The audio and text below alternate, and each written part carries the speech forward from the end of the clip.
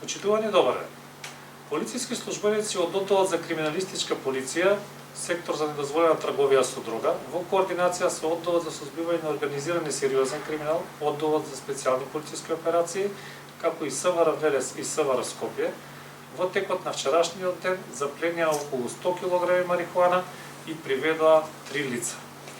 Имено на автопатот Пријателство, во близина на платната станица Сопот, полициски службеници дале знак за стопирање на патничко возило БМВ, но возачот не застанал, туку се дал во бегство и при тоа оштетил полициски автомобил и еден метален стол. По преземени мерки возилото е сопрено и при тоа се приведени две лица, двајца браќа од Горна Блаца. А при преглед на возилото пронајдени се околу 100 кг марихуана.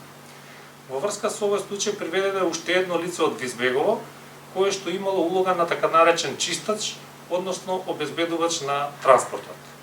Во дополнителните претреси во домовите на овие лица, едно од лицата е пронајдена полуавтоматска пушка, за што ќе следи и соодветна пријава.